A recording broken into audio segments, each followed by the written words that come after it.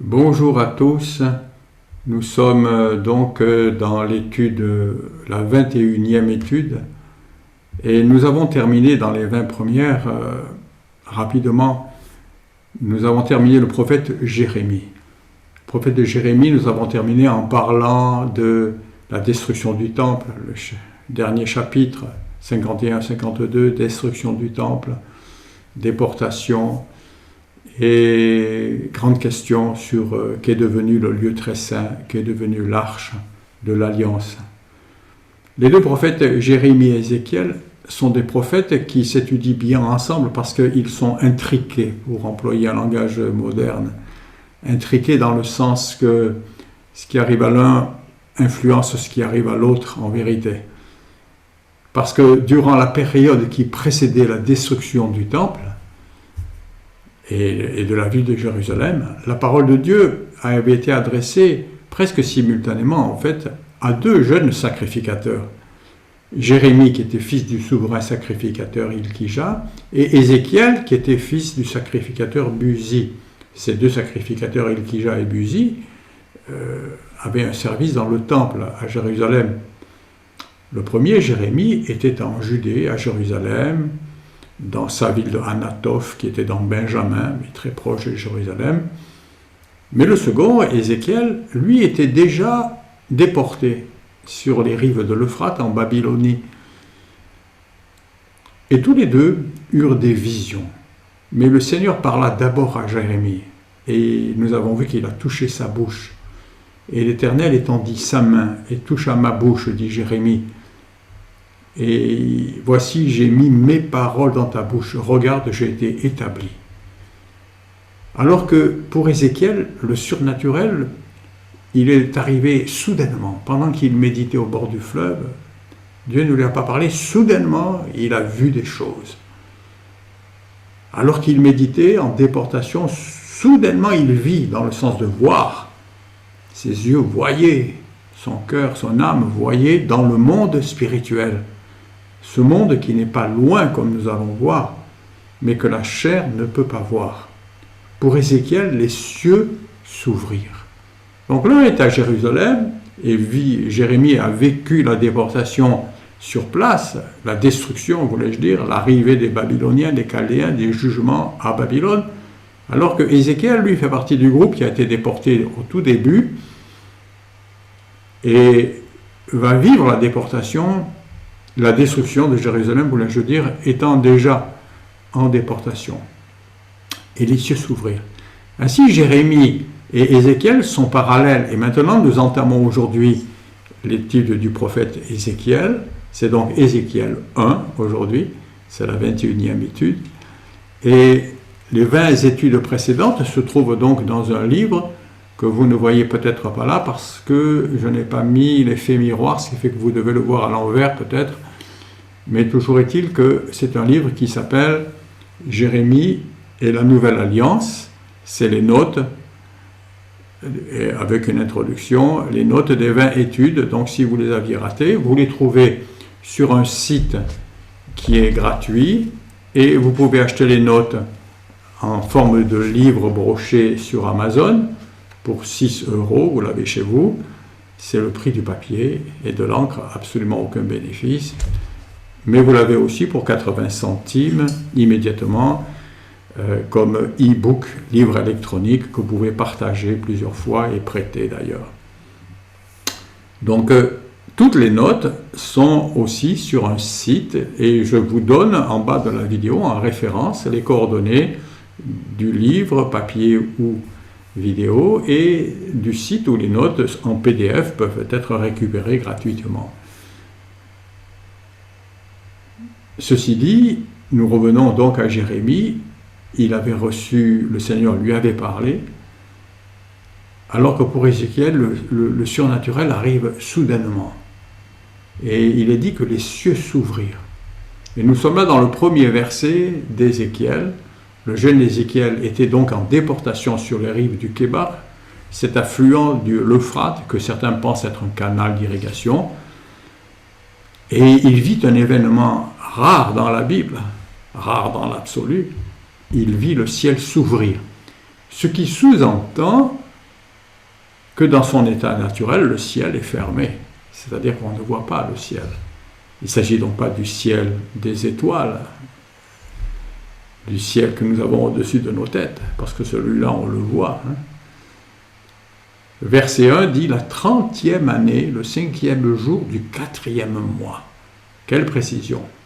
La 30e année, le 5e jour du 4e mois, comme j'étais parmi les captifs du fleuve du Kébar, les cieux s'ouvrirent, et j'eus des visions divines.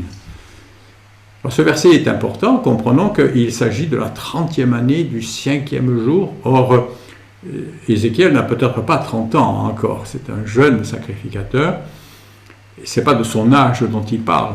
Ce n'est pas non plus la durée de la déportation depuis qu'il est en déportation, parce qu'il ne sait pas, si vous lisez les notes, on va en reparler, il n'a pas pu s'écouler 30 ans, beaucoup moins.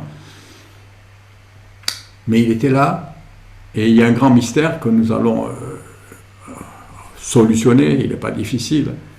Qu'est-ce que veulent dire ces 30 années 30 années et demie, le 5e mois et le 4e mois, le 5e jour du 4e mois, un peu moins de 30 ans et demi. Dans ses visions, il a vu une image de la gloire de Dieu, c'est ce qu'il va nous dire. Il va nous dire qu'il va avoir une image de la gloire de Dieu. Donc, il y a deux notions. Il y a la gloire de Dieu. Qu'est-ce que la gloire de Dieu? Nous allons tenter de répondre à cette question. C'est lié à Jésus, je vous le dis tout de suite. Mais il ne vit pas la gloire. Il vit seulement une image. Une image. Une image, ça veut dire quelque chose qu'il pouvait comprendre. Et puis cette vision se répète plusieurs fois. Je voudrais parler de l'ouverture des cieux. Moïse avait promis que Dieu ouvrirait les cieux pour faire descendre la bénédiction. Les cieux sont fermés, mais dans l'Ancienne Alliance, il y avait une bénédiction, une promesse. L'Éternel t'ouvrira son bon trésor, les cieux. Il y a un trésor dans les cieux. Pour donner à ton pays la pluie en sa saison, pour bénir tout l'ouvrage de ta main, et tu prêteras beaucoup de nations et tu n'emprunteras pas. Tu seras béni, tu prêteras.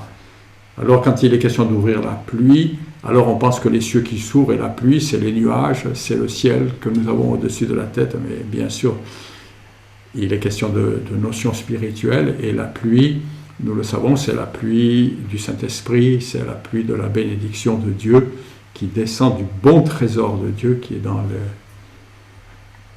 le ciel. Les Écritures nous rapportent quelques rares moments où le ciel fut ouvert. Le ciel s'ouvrit sur Jésus lorsqu'il pria lors de son baptême dans l'évangile de Luc, et la bénédiction descendit comme Dieu l'avait promis. Et nous le savons, Jésus, avant son baptême, était déjà allé dans le ciel, car il affirma que lui seul, celui qui était descendu du ciel, lui y était monté et pouvait nous en parler. Ce n'est pas Jean 5, les notes sont encore sous forme de brouillon, là. C'est Jean 3, parce que ça, Jésus le dit à Nicodème. Car Jésus, il y vivait déjà, et il se nomme le Fils qui est dans le ciel. C'est-à-dire que non seulement le ciel était ouvert pour Jésus, mais Jésus y était monté, et il y vivait. Par la suite, des apôtres virent le ciel s'ouvrir après Jésus.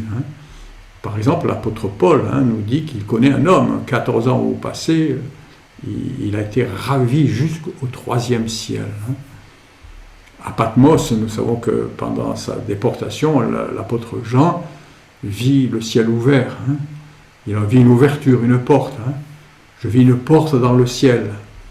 Et la première voix qu'il avait entendue, qui parlait comme une trompette, lui dit « Maintenant monte, et je montrerai les choses qui doivent arriver ».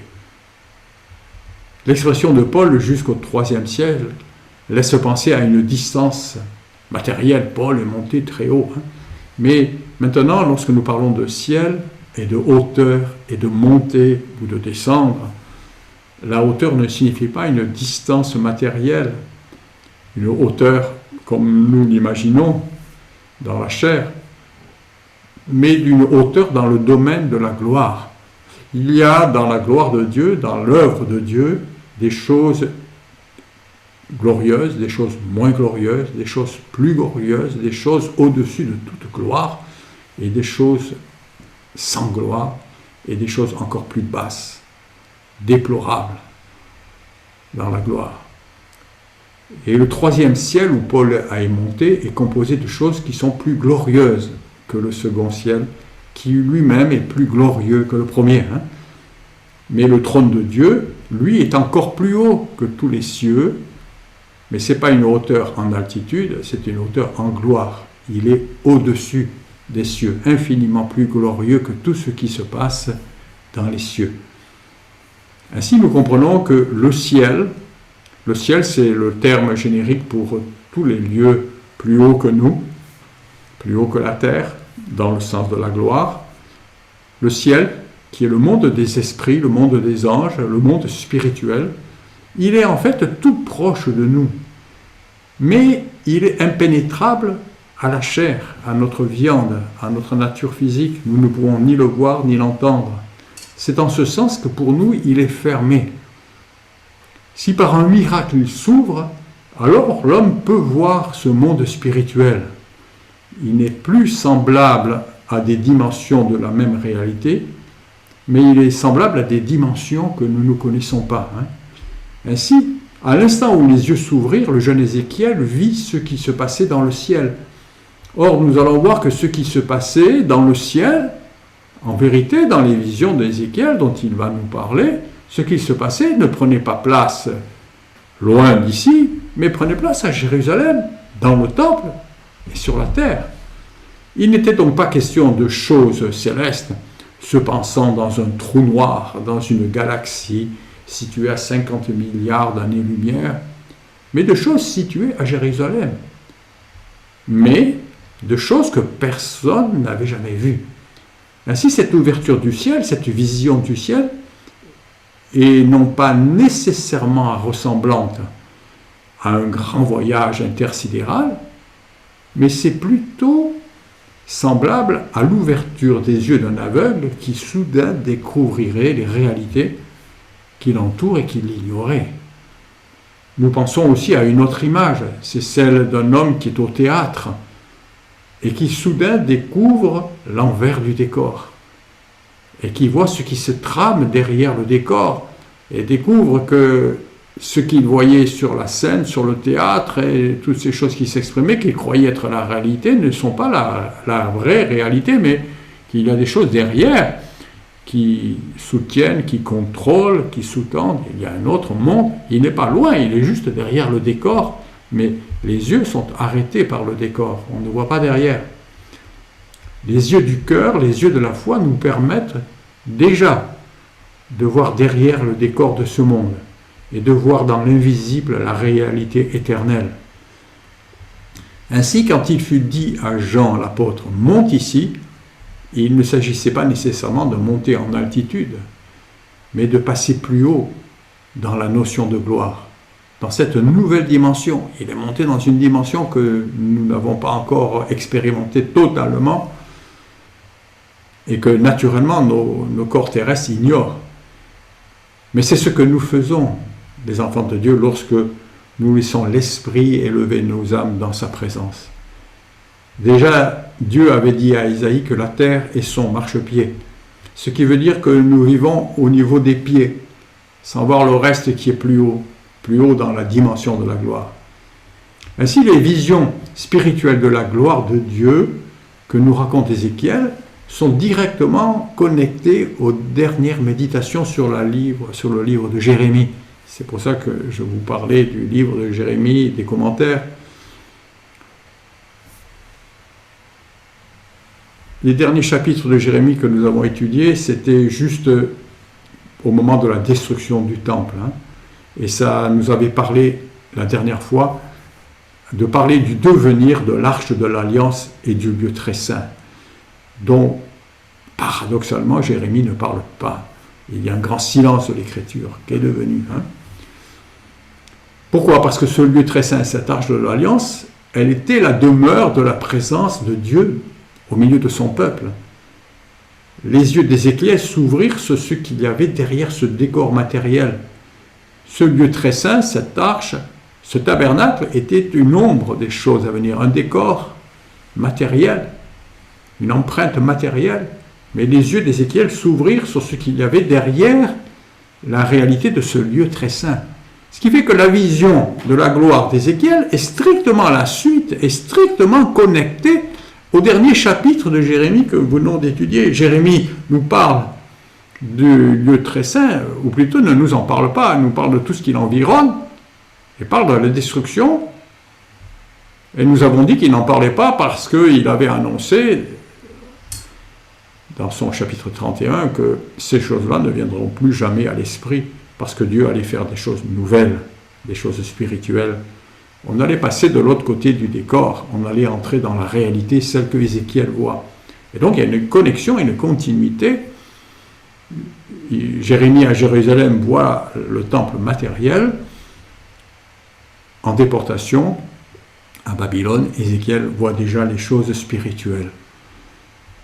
Les yeux d'Ézéchiel s'ouvrirent sur ce qu'il y avait derrière ce décor matériel. Il y avait une présence spirituelle forte et organisée, la gloire de l'Éternel, qui, elle, sanctifiait le lieu très saint. Le lieu très saint n'était saint que parce qu'il y avait cette gloire que les yeux ne voient pas. Ainsi, les objets en or, comme l'arche qui était couverte d'or, comme le propitiatoire, comme les chérubins, n'avaient en eux-mêmes, ils n'avaient rien en eux-mêmes, mais ils n'étaient qu'une sorte d'ombre visible dans la matière de cette réalité spirituelle qui, elle, les sanctifiait. Et donc, maintenant, nous voulons parler de ces 30 années d'attente. C'était la 30e année et 4 mois et 5 jours. Et on s'est posé la question depuis le début, 30e année, après quoi? Quel est l'événement initial qui déclenche ce décompte pour la vision de la gloire? D'entrée, dès le premier chapitre, pour l'instant nous n'avons lu qu'un verset d'Ézéchiel. C'est une sorte d'introduction aujourd'hui, l'étude. Nous apprenons que la vision des choses célestes, la grande vision de la gloire de Dieu, se produisit dans la 30e année. C'est-à-dire que, ça veut dire que 30 ans avant cette vision, il s'était produit un fait important, qui était en quelque chose le moment de déclenchement du décompte pour la fin de Jérusalem et pour la déportation. Et pour comprendre quel est ce moment, il nous manque une date précise, parce que c'est la 30e année, mais il faut qu'on situe ou le début ou la fin, alors on pourra comprendre. Et cette date précise vient au second verset. Ça y est, nous lisons le second verset d'Ézéchiel, nous avançons. Ézéchiel ajoute que ce fut pendant la 5e année. Le moment où le ciel s'ouvre pour lui, au moment où il a les visions, c'est la 30e année, on ne sait pas de quoi, mais par contre, il nous dit c'est la 5e. Ce moment-là, il est aussi la 5e année de la déportation de Jéconia, Joachim. Le 5e jour du mois, c'était la 5e année de la captivité du roi Joachim. La parole fut adressée à Ézéchiel, quand il a cette vision, nous comprenons. Alors, il est question de 30 années dans le premier verset et 4 mois, mais après quoi? Après quel événement? Cette précision supplémentaire qui nous est donnée, 5e jour, de la captivité de Joachim, que Jérémie a appelé Jéconia. Mais la déportation de Jéconia, nous avions vu dans Jérémie que c'est aussi la déportation d'Ézéchiel et de Mardoché, le parent de Esther. On a parlé de ces choses. C'était le premier mouvement de déportation où plusieurs avaient été déportés. Et le roi, le jeune, très jeune roi Joachim, ou Jéconia, avait été déporté. Et dans ce groupe de déportation, c'était le roi qui était le plus important. C'est pour ça que Ézéchiel s'y réfère. Mais c'était aussi sa propre déportation à lui. C'est-à-dire cette 5e année, c'était la 5e année de la déportation, la 5e année que Ézéchiel était là à pleurer le soir au bord du fleuve et à chercher Dieu. Ça fait 5 ans que Ézéchiel est déporté, avec Jéconia, avec Mardochée, avec tous les premiers déportés. Hein. Et c'est aussi, à Jérusalem, c'est aussi la 5e année du roi Sédécias. Parce que quand Joachim a été déporté à Babylone, Nebuchadnezzar a installé Sédécias comme roi. Sédécias était un roi fantoche, parce qu'en fait c'était un pantin installé, et nous avons vu pourquoi. Parce que Sédécias faisait partie des adorateurs des idoles. Donc quelque part, il plaisait au roi de Babylone qu'il avait installé. Ainsi, c'était la 5e année de la déportation, c'était la 5e année de la déportation de Ézéchiel, c'était aussi la 5e année du règne de ce roi fantoche, le dernier, qui s'appelle Sédécias. Ainsi, maintenant, vous pourrez retrouver dans les notes, je vais sauter, parce que dans les lignes ci-dessus, qui sont un peu techniques, mais très intéressantes, je trouve, nous démontrons qu'avec ces deux informations, on arrive très facilement à la période de la vie du bon roi Josias. Lorsque le roi Josias, le dernier bon roi d'Israël, celui qui a voulu réformer Israël, et lorsqu'il cherchait la volonté de Dieu, il envoya consulter pour lui la prophétesse Hulda à Jérusalem. Et le bon roi Josias avait retrouvé, son père avait retrouvé, le père de Jérémie, pas son père, le père de Jérémie, Hilkija, avait retrouvé la loi, le Deutéronome, dans le temple qu'il restaurait.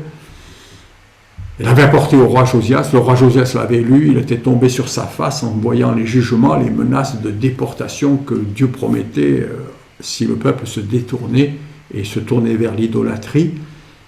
Et alors, pour savoir le plan de Dieu, pour consulter Dieu, le bon roi Josias avait envoyé chercher un prophète pour parler de Dieu, et il se trouvait une prophétesse, Hulda, à Jérusalem.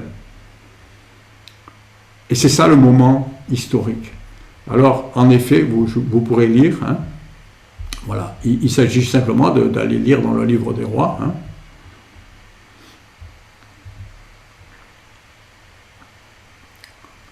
Et voilà ce qu'avait dit, ce que Dieu avait dit, « Ma colère s'est enflammée contre ce lieu, il ne s'éteindra pas. » Ainsi, le moment déclencheur de toute la déportation, c'est ce moment où Josias avait consulté et où Dieu avait dit « Ma colère s'est déclenchée et rien ne s'arrêtera. » Mais que s'est-il passé précisément à ce moment de la vision, cette 5e année de Sédécias à Jérusalem?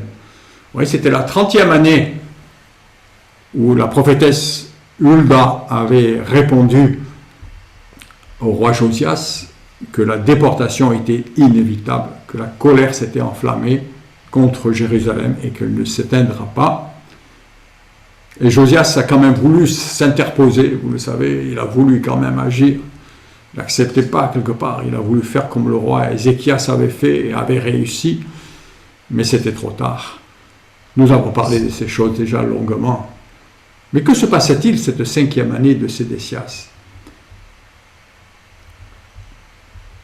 Cette année-là, c'est l'année où les faux prophètes à Jérusalem annonçaient que la paix allait venir. Et le plus audacieux de tous ces faux prophètes, nous l'avons vu, s'appelle Anania. Il avait rompu le joug que Jérémie portait dans le temple. Parce que depuis des années, Jérémie venait dans le temple comme Dieu lui avait demandé en portant un joug pour expliquer qu'à cause de leur péché, à cause de leur infidélité à Dieu, à cause de leur adultère vers les idoles. Et j'aime répéter que nous avons vu que dans le prophète Jérémie, dans ce temps-là, Dieu est courroucé contre son peuple, mais son peuple continue le culte, mais il a des idoles. Et que Dieu est un Dieu jaloux, et on ne peut pas l'adorer le matin et se tourner vers des idoles le soir, ça ne marchait pas avec Dieu. Et c'est-à-dire, depuis ce temps-là, Dieu lui avait demandé de venir avec un joug, faire son service dans le temple, pour signifier que Dieu disait, j'enlève la liberté à mon peuple. Et maintenant, j'envoie le roi de Babylone pour lui mettre un joug. Il ne sera plus libre. Et dans ce temps-là, ce roi, ce prophète, ce faux prophète, Anania, fils d'Azur, avait prophétisé ainsi, nous l'avons dit, ainsi par l'Éternel, le Dieu d'Israël, je brise le joug du roi de Babylone. Encore 2 années, je fais revenir dans ce lieu tous les ustensiles de la maison de l'Éternel que Nebuchadnezzar a emportés. Je fais revenir dans ce lieu tous les captifs. Jéconia, le roi de Juda, Ézéchiel, le prophète, Mardoché, tous les captifs de Juda qui sont allés à Babylone, car je briserai le joug du roi de Babylone. Suivant la parole de Jérémie, ce faux prophète mourut dans l'année même, et comme il troublait le peuple et les déportait. Peu de temps après, probablement dans la 5e année de Sédécias, juste après la mort, Jérémie écrivit une lettre aux captifs, à tous ceux qui étaient à Babylone, leur disant exactement le contraire. Les paroles du faux prophète, et Anania n'était pas le seul, c'est Jérémie qui était presque seul. Il y avait un autre prophète, Uri, qui parlait comme Jérémie, mais nous avions vu que le roi Joachim, le père de Joachim, lui l'avait tué. Et il était parti pour tuer aussi Jérémie, mais comme Dieu avait promis à Jérémie de le garder, Dieu avait gardé Jérémie. Et ainsi, Jérémie se trouvait presque être seul prophète à dire la vérité, mais tous les faux prophètes qui étaient là à Jérusalem parlaient comme parlait Anania, en disant le joug que nous le casserons. Aujourd'hui dans le monde, nous entrons dans le temps de la colère de Dieu. Nous nous approchons des moments, peut-être avons-nous commencé à entrer dans les cavaliers de l'Apocalypse, peut-être dans les coupes de la colère de Dieu. Pas seulement depuis la crise du Covid, mais depuis tout ce siècle, depuis toutes ces guerres mondiales, depuis tous ces massacres, ces déportés, ces catastrophes, ces multiples guerres mondiales. Pas seulement les 2 guerres mondiales, mais aussi les grandes guerres mondiales que furent les guerres du Golfe. Tous ces morts. Nous sommes entrés, et il y a plein de faux prophètes qui font des accords, les accords de Paris, disent Iyaka, et ces choses-là s'arrêteront, tout ça va se terminer. Et vous voyez, il y avait cette idée de faux prophètes qui disait on peut se moquer de Dieu, on peut continuer comme on est là sur la lancée, parce que, je vous dis, tout va revenir, tout reviendra dans l'état dans 2 ans. Mais le faux prophète est mort dans cette année-là, et Jérémie a écrit une lettre qui disait exactement le contraire, mais qui disait la vérité. Jérémie avait dit, voici ce que dit l'Éternel, dès 70 ans qui seront écoulés pour Babylone, je me souviendrai des déportés, et j'accomplirai. Vous me chercherez, vous me trouverez, je vous ramènerai. Et c'est très probablement dans cette 5e année du règne de Sédécias que Jérémie envoya cette lettre aux déportés à Babylone, parmi lesquels se trouvait Ézéchiel. Et donc Ézéchiel connaissait le prophète de Jérémie, et il avait connaissance de cette lettre. Et cette lettre, ce n'était pas rien. Les faux prophètes disaient l'année prochaine, vous allez revenir, la déportation s'est terminée. Et là, Ézéchiel leur disait dans 70 ans. Mais ces gens-là étaient dans la trentaine. Ça veut dire vous ne reviendrez pas de votre vivant. Ce sera vos enfants, vos petits-enfants. Pour vous, vous êtes partis pour votre vie. Et votre espérance, elle est dans le ciel. Mais vous ne reverrez pas Jérusalem. C'était un avertissement fort pour les gens qui étaient en déportation. Et c'est à la 5e année de Sédécias. C'est-à-dire, c'est à ce moment-là.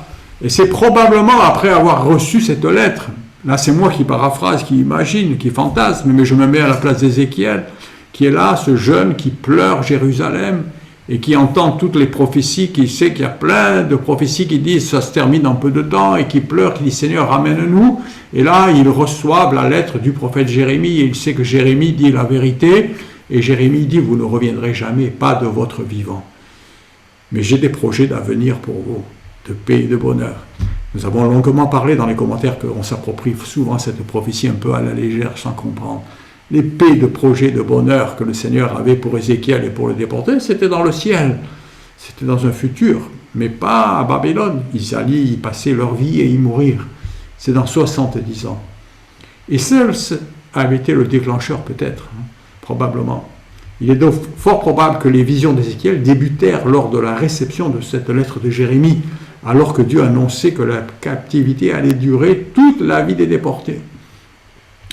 Les 32 premiers chapitres d'Ézéchiel sont liés à une chronologie annuelle des 12 premières années de déportation d'Ézéchiel. Vous voyez, la vision a lieu la 5e année de la déportation d'Ézéchiel, c'est la 5e année de Sédécias, au moment où il y a cette fameuse lettre. Et puis, voyons rapidement, au chapitre 8, Ézéchiel nous dit il arriva la 6e année. Voilà ce qu'il a vu, la 6e année de la déportation. Puis la 7e année. Puis au chapitre 24, la 9e année. Au chapitre 29, à la 10e année. Au chapitre 31, qu'est-ce qu'il a vu à la 11e année. Et puis au chapitre 32, qu'est-ce qu'il a vu à la 12e année de la déportation. La 12e année, ça veut dire la 12e année des Sédécias, mais vous savez qu'il n'y a pas de 12e année de Sédécias parce que la destruction est arrivée dans la fin de la 11e année de Sédécias, ce qui veut dire que la 12e année, Jérusalem est déjà détruite. Tout le monde est déporté et il parlera sur Pharaon. Comme nous l'avons vu, Jérémie est parti en Égypte, il parlera sur Pharaon. Ainsi, jusqu'au chapitre 37, ça va découper notre étude en 6 parties chronologiques principales, puis viendront les fameux chapitres sur la résurrection de la nation, les chapitres 37, 38, 39, et sur Gog et Magog, les événements de la fin, qui tiennent lieu d'Apocalypse pour les Juifs aujourd'hui. Et puis les 4 derniers chapitres, très difficiles, sur l'étude du temple du millénium, chapitres 40 à 44. Voilà, aujourd'hui, nous entamons donc, si vous êtes encore là, restez parce que c'est merveilleux, nous allons parler de cette image de la gloire de Dieu. Il a vu une image, Ézéchiel. Donc on est dans la 30e année, et 4 mois et 5 jours, après que la prophétesse Hulda avait annoncé que la colère était irréversible. Ça se trouve aussi être la 5e année de Sédécias, l'année où Jérémie a écrit aux déportés en leur disant « Ce qu'a dit Anania est complètement faux, ce que disent tous les faux prophètes est faux, je vous reviendrai, mais seulement vos enfants, pas vous. Mais j'ai des projets d'avenir pour vous. Ils sont dans le ciel, ils sont autres. » Et donc à ce moment-là, Ézéchiel a levé les yeux vers le ciel, il a cherché la volonté de Dieu, le plan de Dieu, Dieu lui a ouvert les cieux. Et il a vu la gloire de Dieu. Et je reviens sur cette notion, c'est qu'il y avait en Israël donc un lien entre la présence de la gloire et l'arche de l'alliance dans le lieu très saint. Lorsque les Philistins prirent l'arche, pour leur plus grand malheur, le sacrificateur Élie mourut en se rompant la nuque. Et l'une de ses belles-filles, qui était enceinte, apprenant que son mari, un des fils d'Élie, était mort également, dans cette prise de l'arche, elle s'écria et elle dit « La gloire s'en est allée d'Israël, car l'arche de Dieu est prise. » Ce qui fait que cette femme, qui était une femme de Dieu, qui vivait attachée au sacrificateur, qui était son mari et son beau-père, elle comprenait, elle savait que la gloire était liée à la présence de l'arche.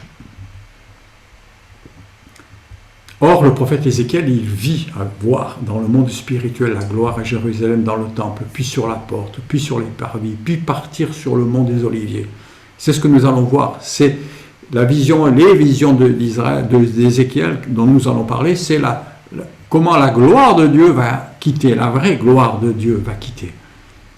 Et le temple, et le lieu très saint, puis le temple, puis la ville, et va se placer sur le mont des Oliviers. Ainsi, nous sommes en droit de nous demander si l'arche était vraiment le dépositaire de la présence de la gloire, comme nous l'avons dit tout à l'heure, ou bien si c'était que cette gloire était proche de l'arche, et que cette gloire pouvait abandonner l'arche, tout comme elle allait abandonner la ville de Jérusalem et le peuple. En d'autres termes, peut-être que l'arche était le signe de la présence de la gloire, mais que cette présence de la gloire n'était pas en fait liée à l'arche, mais était liée à l'alliance que Dieu avait faite, et dont l'arche était un des signes. Nous allons y venir. Et cette alliance, elle était donc liée à l'obéissance du peuple.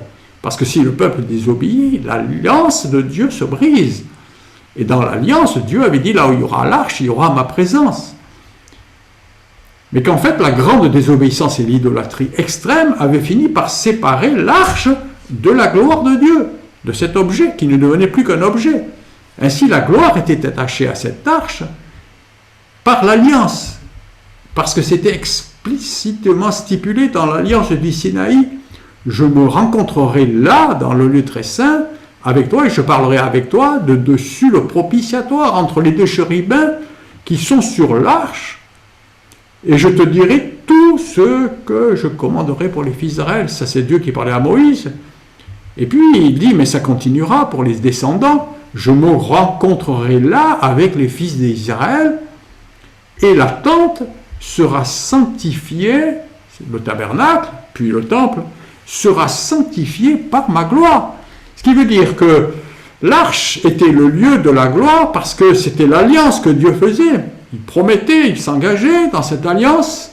Là où vous obéissez, là où vous faites le temple, là où vous faites comme j'ai demandé à Moïse de faire, là où vous respectez les termes de l'alliance, vous placez cette arche en ordre, et là je m'y trouverai parce que là il y aura ma gloire. Et l'arche et le temple étaient glorieux, l'arche était glorieuse, non pas en elle-même, mais parce que la gloire, la présence de Dieu, sanctifiait ces objets.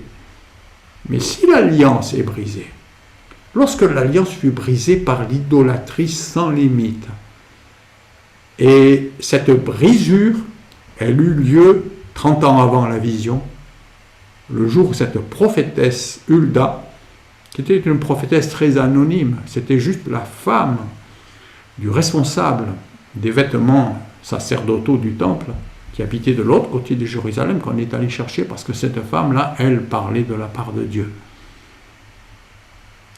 Et cette femme avait dit, Dieu avait dit par sa bouche, c'est terminé. C'est irréversible, la colère vient. Ça veut dire l'alliance, ils l'ont brisée.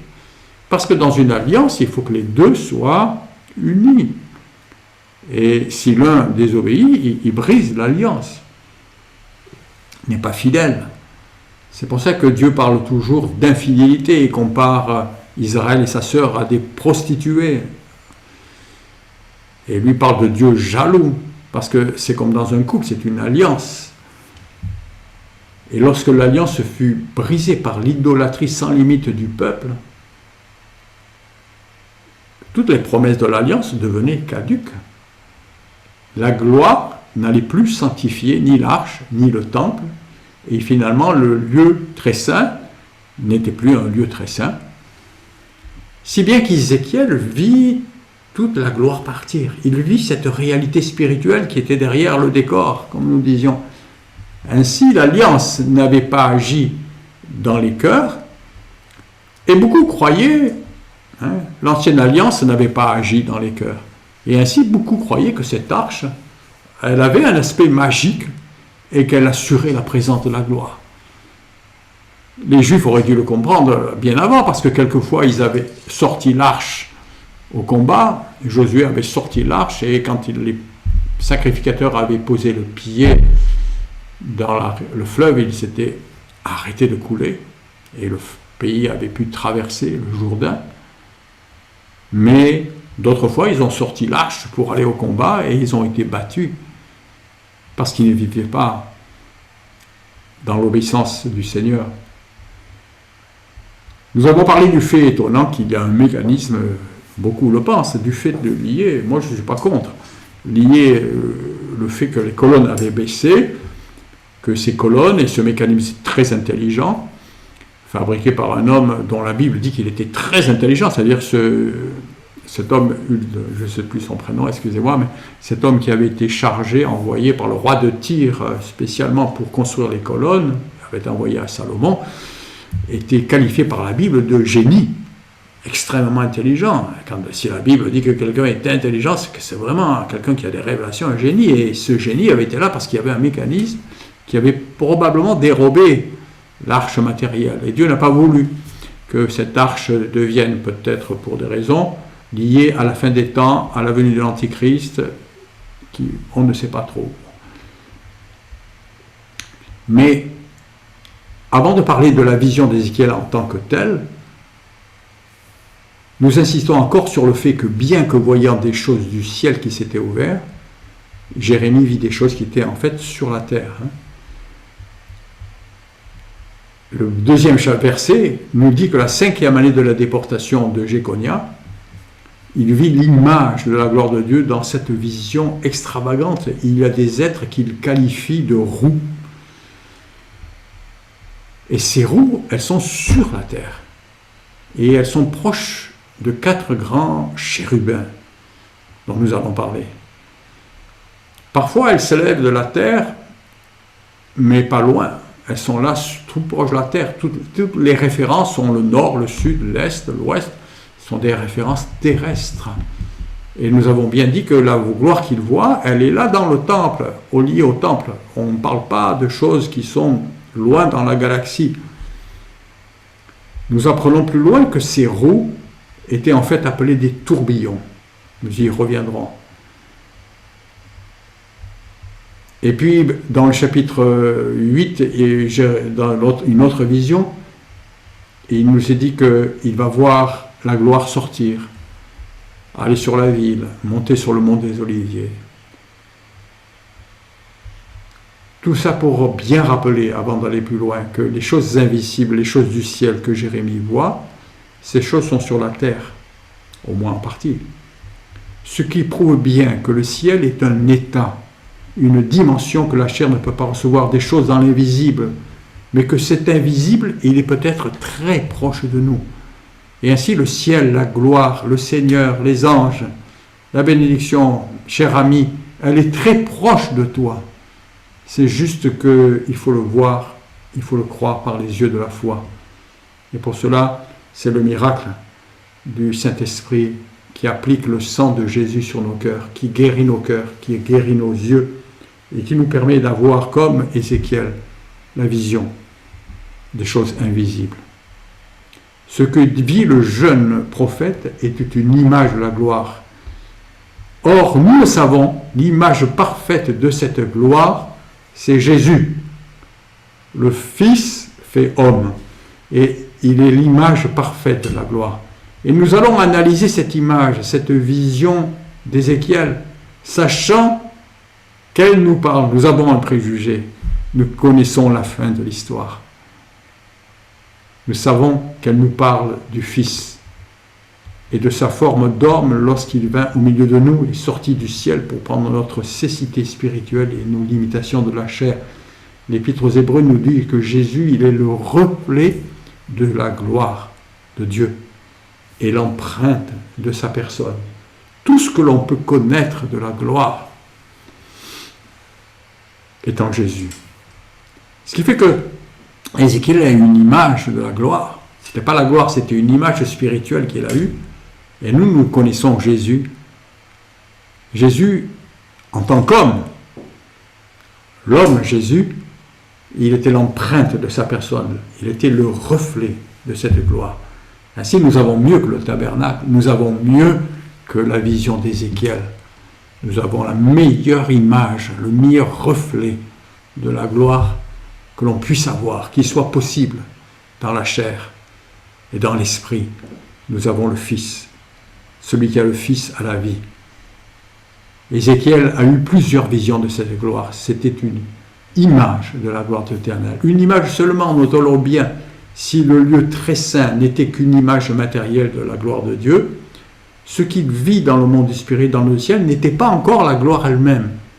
Vous voyez, Ézéchiel, les Juifs avaient cette image matérielle du tabernacle, mais là, il a eu une meilleure image, une image spirituelle, mais ce n'était encore qu'une image. Mais c'était une image meilleure que celle du tabernacle que Jérémie avait à Jérusalem. Ceci tient au fait très simple que la gloire de Dieu, elle est, depuis le tout premier acte de création du Père, elle est située dans l'élévation d'un trône de gloire. C'est une grande révélation de Jérémie, que Jérémie nous a... Un trône de gloire signifie que sur ce trône se trouve vraiment la gloire de Dieu. C'est le trône de gloire, ça veut dire que la gloire, elle est élevée sur un trône, elle domine, elle règne. Et qu'elle est personnifiée. Sur un trône, on met une personne. Et nous rappellerons ces choses-là plus loin. Nous rappellerons que le Fils de Dieu, nous dit Jérémie, fut élevé sur ce trône de gloire. De référence, Jérémie c'était 17, mais Isaïe en parlait déjà au chapitre 22. Ainsi, nous n'avons pas de difficulté à donner une définition claire, précise, exhaustive et concise de la gloire de Dieu. La gloire de Dieu, c'est le Fils de Dieu, placé en position de règne sur toute l'œuvre du Père. Position de règne sur ce trône élevé qui s'appelle le trône de gloire.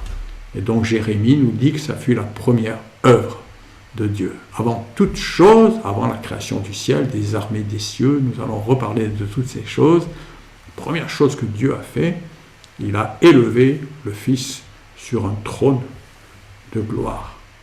Et il lui a confié toute son œuvre.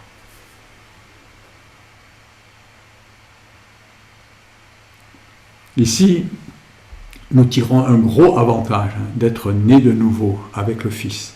Car nous venons de faire l'économie de centaines de milliers de pages de commentaires qui épuisent les braves religieux qui sont des Écritures à travers les commentaires séculiers depuis 2000 ans. Or, Jésus l'avait clairement annoncé que tout parle de lui. Vous sondez les Écritures, car vous estimez avoir en elles la vie éternelle. Et toutes ces Écritures, elles rendent témoignage de moi. Et nous avons Jésus et toute l'Écriture qui nous parle de Jésus. Ainsi, nous avons la meilleure des images de la gloire. Ainsi, du trône où le Fils est établi, la gloire rayonne dans toute la création. Et elle est représentée, imagée, par 4 serviteurs puissants. Des animaux, disent la traduction seconde. Dans d'autres versions, d'autres traductions de l'hébreu, ce sont des êtres animés ou des vivants, que le prophète a reconnu plus loin comme étant des chérubins, des anges supérieurs, dont la parole avait déjà parlé dans la Genèse. Dans sa vision, Ézéchiel vit la gloire venir du nord, ce qui est déjà une précision géographique terrestre. Cela se passe bien au niveau de la terre. Voilà, nous sommes arrivés au verset 4 d'Ézéchiel, nous avançons très vite. Je regardais, et voici le vent du septentrion, un vent impétueux, une grosse nuée, une gerbe de feu qui répandait de tous côtés, une lumière éclatante, au centre de laquelle brillait comme de l'airain poli sortant du milieu du feu. D'emblée, il vit du vent, pas du vin. Plus loin, il sera question de tourbillons, de tempêtes, ce qui n'est pas sans nous rappeler la dimension de l'Esprit de Dieu, dont Jésus dit à Nicodème que celui qui est né de l'Esprit, il est comme le vent, imprévisible. Imprévisible à l'intelligence algorithmique des hommes. D'ailleurs, à ce sujet, il est important de souligner qu'aujourd'hui, la science et les mathématiques ont pris conscience que la modélisation du vent, de la turbulence, elle est hors des moyens humains. Car la turbulence et le chaos, on appelle ça chaos, sont modélisables par des ordinateurs, par des objets mathématiques, pardon, voulais dire. Il y a des concepts mathématiques qui peuvent parler en un certain sens du vent, de la turbulence, des tourbillons. Mais ces objets mathématiques sont de nature fractale. Et les fractales sont par nature insaisissables par les ordinateurs. Donc on est, encore aujourd'hui, la science ne peut pas comprendre le vent. C'est-à-dire que ce que dit Jésus à Nicodème est vrai du temps de Nicodème, Et c'est vrai encore aujourd'hui, c'est vrai dans tous les temps. Ce que dit Jésus, c'est que le cerveau humain, l'algorithmique humaine, les moyens humains les plus puissants ne peuvent pas comprendre, concevoir le vent. Ils n'en voient que les effets. Et ce que a vu la vision de la gloire, elle est remplie de tourbillons et de vents, de choses que l'homme ne peut pas comprendre. Ça nous dépasse complètement. Mais des outils statistiques, on peut en connaître les effets. Les hommes font quand même de la météo, il y a des outils statistiques pour connaître les effets, mais pas comprendre le principe de son mécanisme. Le vent et le tourbillon s'étaient déjà manifestés dans les Écritures. Par exemple, lorsque Élie fut enlevé au ciel et que son disciple Élisée s'écria « Char de l'Éternel !»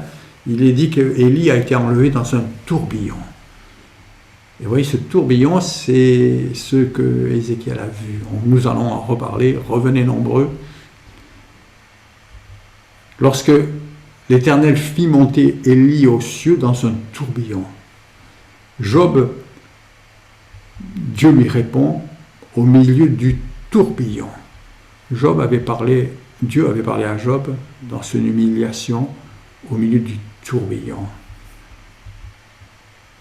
Dans Isaïe 66, car voici l'Éternel viendra en feu et ses chars comme un tourbillon. Il y avait ensuite du feu. Et le feu, il symbolise souvent l'amour de Dieu, l'amour ardent, mais aussi la colère et les jugements et la purification. Il est une notion de puissance absolue. Et là, nous ne risquons pas de donner des textes bibliques pour parler du feu, parce que toute la Bible y passerait. Il y avait de la lumière qui résultait de ce feu, comme dans le lieu très saint, le chandelier éclairé en brûlant. Les esprits de Dieu, devant le trône de Dieu, brûlent pour éclairer. Et comme l'Église brûle pour son Seigneur et éclaire le monde, la parole étant elle-même la lumière, qui venant dans le monde éclaire tout homme, qui ne s'épuise jamais comme le buisson ardent que Moïse rencontra. Les reins qui apparaissaient parlent de la justice de Dieu. Les reins étant le matériau qui résiste au feu de tout jugement, de toute mise en examen, le matériau sur lequel on peut toujours compter et qui, dans cette symbolique, était présent dans la construction des objets du tabernacle en contact avec la terre. Encore, au centre de ce feu, de ce terrain, de ce tourbillon, apparaissaient 4 animaux, 4 chérubins, dont l'aspect avait une ressemblance humaine. Et chacun d'eux avait 4 faces et chacun 4 ailes. Donc la ressemblance humaine, elle est quand même limite, vous voyez, elle est limite parce que chacun a 4 faces et il a 4 ailes. Et puis plus tard, on va voir qu'il a beaucoup d'yeux, il a des yeux partout, même dans le dos. Quelqu'un me disait, c'est bien que ces chérubins n'aient pas à porter de lunettes parce que s'ils ont des yeux partout, très compliqué. Mais dans la gloire, les choses sont parfaites. L'image spirituelle de la gloire de Dieu était donc principalement représentée par 4 êtres vivants qui ont la vie éternelle, celle qui est de la même nature que ceux qui ont reçu le Fils, et qui dans la vision suivante furent reconnus comme étant des chérubins. Les chérubins sont des anges puissants, de la même nature que les 2 qui avaient été placés par Dieu pour garder le chemin de l'arbre de la vie dans la Genèse. Dans le lieu très saint, 2 statues en or de chérubins étaient dans le lieu très saint du temple, couvrant de leurs ailes l'arche de l'alliance. Ces anges puissants avaient chacun 4 visages ou 4 fonctions qui nous rappellent les 4 évangiles, les 4 aspects de Jésus dans son ministère. Voici les 4 faces de chacun. En tout, il y a 16 faces pour ces chérubins qui ont 4 ailes. Quant à la figure de leur face, ils avaient une face d'homme, une face de lion, une face de bœuf, et tous les 4, une face d'aigle.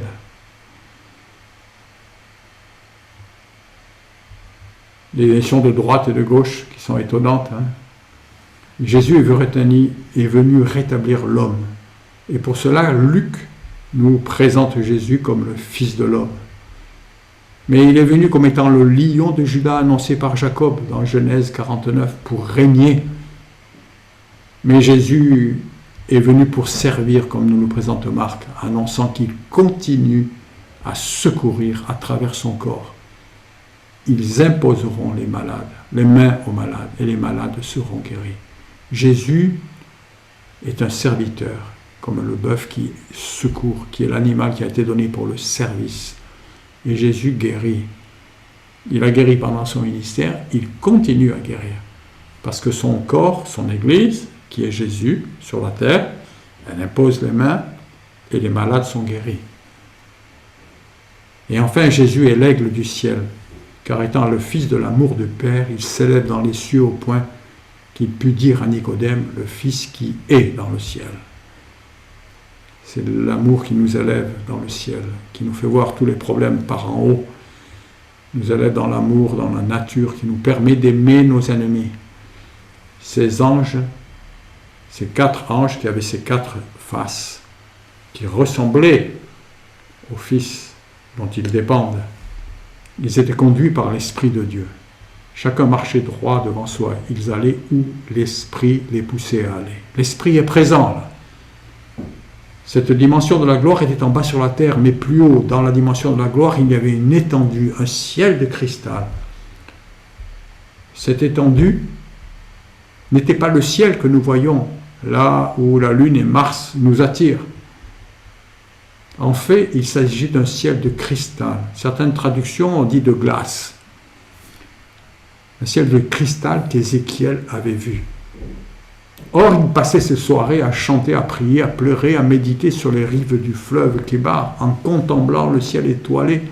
Donc, il savait très bien faire la différence, Ézéchiel, entre ces cieux matériels usuels et cette vision étendue d'une étendue de cristal. Ce n'est pas un ciel, c'est une étendue de cristal, quelque chose de grand, qui était au-dessus de la tête des 4 chérubins. Et ce cristal, c'est celui que Jean, l'apôtre Jean, vit lorsqu'il monta dans le ciel dans l'Apocalypse 4, 6. Il nous parle, le cristal parle d'ordre et de pureté. Ézéchiel avait vu une étendue en haut dans la gloire.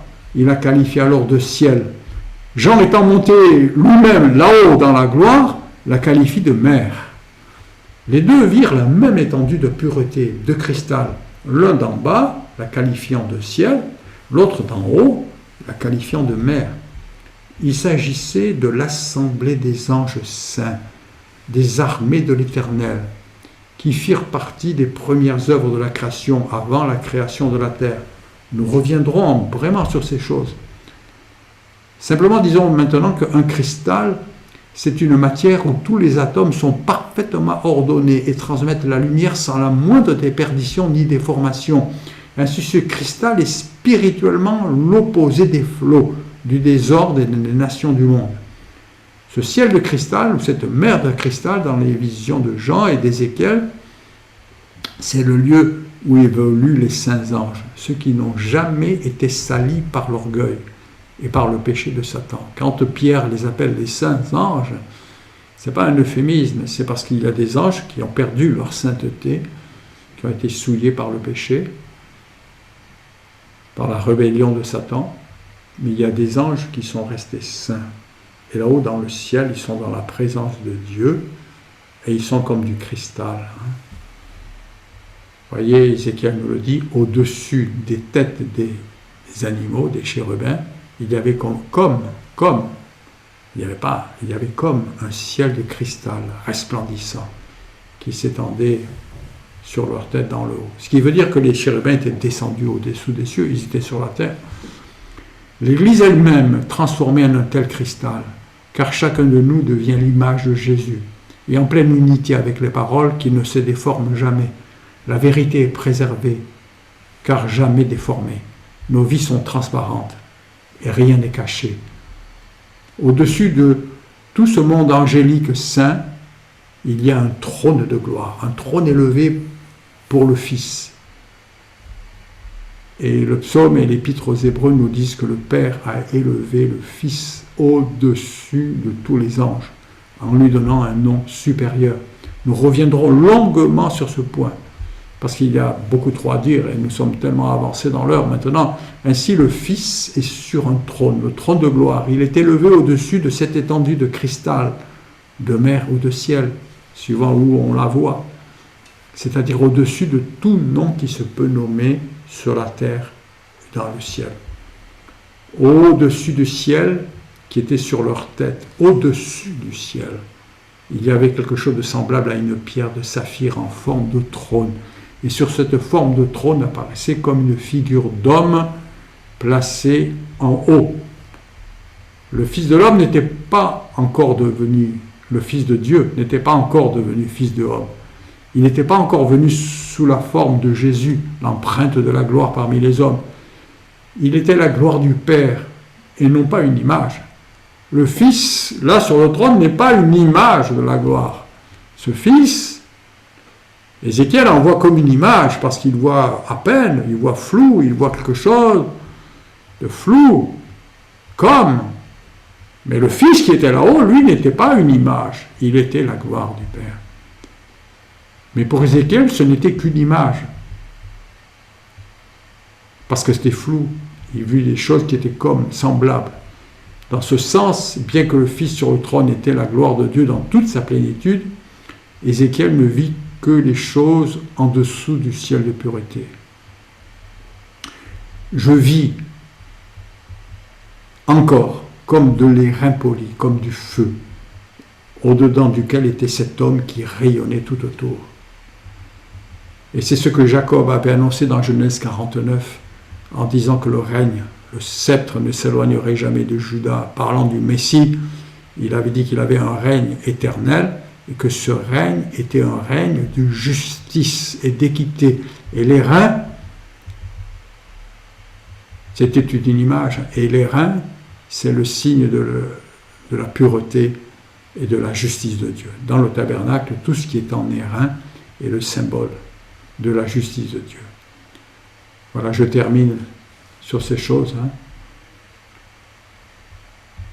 Peut-être dire que c'était une image, Ézéchiel le dit. Ézéchiel n'a pas vu la gloire de Dieu, mais une image. Un point important est que le Fils sur le trône avait l'aspect d'un homme, alors qu'il n'était pas encore devenu le Fils de l'homme, qu'il est maintenant dans le ciel et pour l'éternité. Maintenant dans le ciel pour l'éternité, Jésus est le Fils de l'homme. Et il garde les marques des clous qu'il a reçus dans sa chair. Elles sont dans son corps spirituel. Ce qui veut bien nous dire que le corps spirituel est par rapport à la chair une extension, une dimension plus grande, mais quelque chose de très connecté. Parce que les marques dans la chair, le Seigneur les garde dans son corps spirituel. Mais dans ce temps-là, quand Ézéchiel voit Jésus sur le trône, il ne sait pas que c'est Jésus, il ne sait pas que c'est le Fils, il voit comme un homme. Waouh, c'est une grande révélation, un mystère. Et cet homme qui est là, il est à la ressemblance de l'homme. Même les chérubins sont appelés ressemblants aux hommes. Ils ont des ailes, ils ont des yeux partout, ils ont 4 faces, mais quelque part, ils ressemblent aux hommes. En vérité, c'est parce que l'homme, Ézéchiel le connaît, donc il dit ça ressemble aux hommes. Mais la propriété de ressemblance, elle est symétrique. Si je te ressemble, c'est que tu me ressembles. Si l'un ressemble à l'autre, l'autre ressemble à l'un. Or, l'homme fut créé à l'image. Et quand on analyse bien, qu'on comprend, c'est à l'image de Dieu, le Fils, que l'homme a été créé.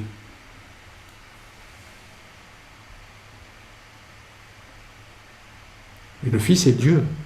Il est donc bien normal qu'avant son incarnation, il y avait déjà une similitude entre l'homme terrestre et le Fils dans la gloire. Parce que nous sommes créés à son image, donc lui là-haut, avant de s'abaisser parmi les hommes, de devenir un homme et de relever l'homme dans la gloire, et de demeurer un homme, fils de l'homme, avant d'être devenu homme, et d'avoir gardé ce caractère humain dans la gloire, il nous avait créés à son image là-haut, ce qui veut dire que si nous étions à son image, c'est-à-dire que nous lui ressemblions, lui là-haut nous ressemblait. Parce que se ressembler, c'est symétrique. Et ainsi, il voit quelqu'un qui croit être un homme, alors que Jésus n'a pas encore été un homme. Mais c'est normal. Je vous dis à la semaine prochaine, et ça a été un peu long, je m'en excuse. Bonne semaine, que le Seigneur vous bénisse.